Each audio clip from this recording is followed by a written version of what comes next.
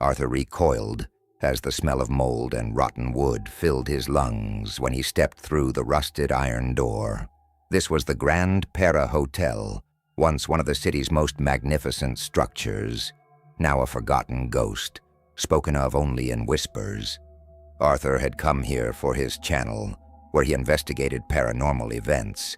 His target was the hotel's most infamous room, 4 under 4. The flickering light of his flashlight illuminated the cobweb-covered lobby.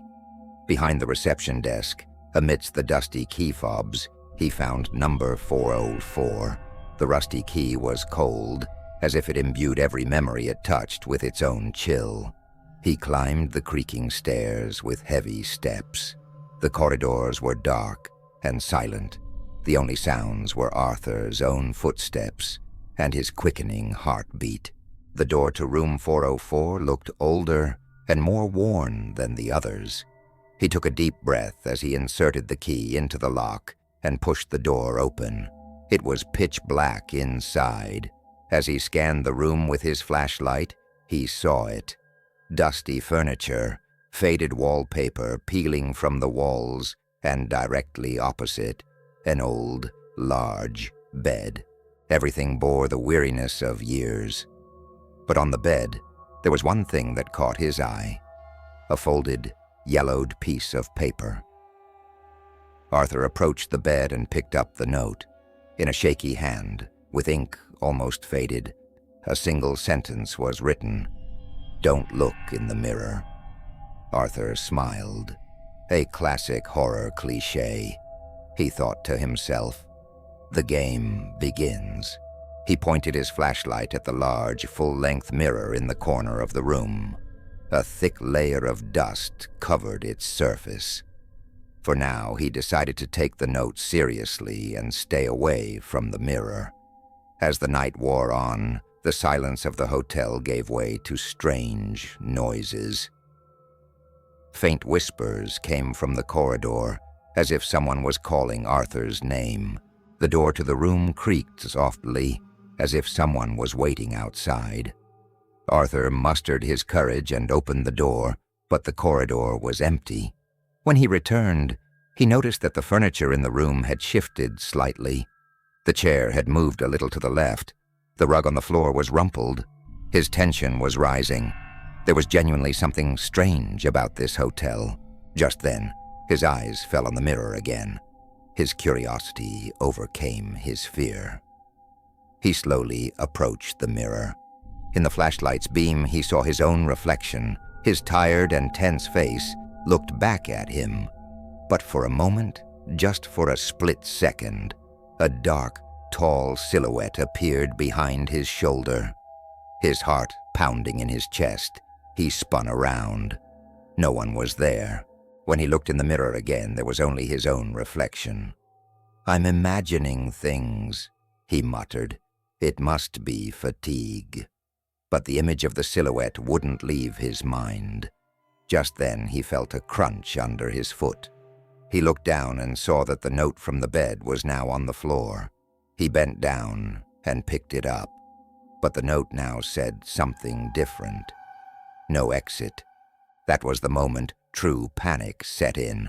Arthur ran to the door, turned the knob, but the door was locked. He pounded on it, shouted, but no one heard him.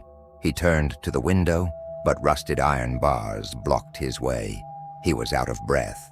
This wasn't a game. This was a trap. Suddenly the door to the room opened by itself. Arthur hesitated for a moment, but then, hoping for escape, he threw himself into the corridor. However, the corridor was unfamiliar. It seemed to stretch on endlessly, and none of the doors he had passed were visible. He started running fast, but no matter how far he ran, the corridor never ended. When he turned and ran back, he found himself in front of room 404 again. He tried countless times, the stairs, different directions.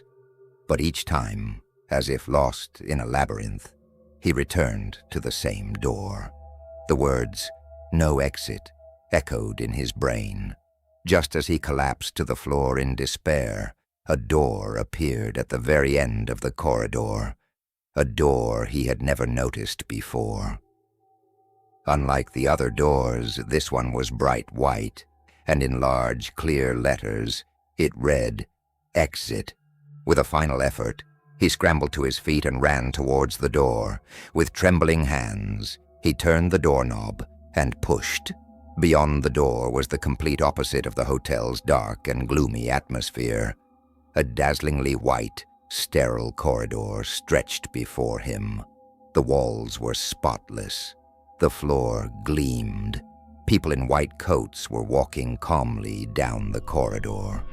Arthur took a deep breath. He was saved. He had finally escaped this nightmare. He walked towards a man approaching him, a kind smile on his face. The man was wearing a white coat. He looked like a doctor. The doctor stopped beside Arthur and spoke in a warm voice. "Welcome back, Arthur. Were you at that hotel again?"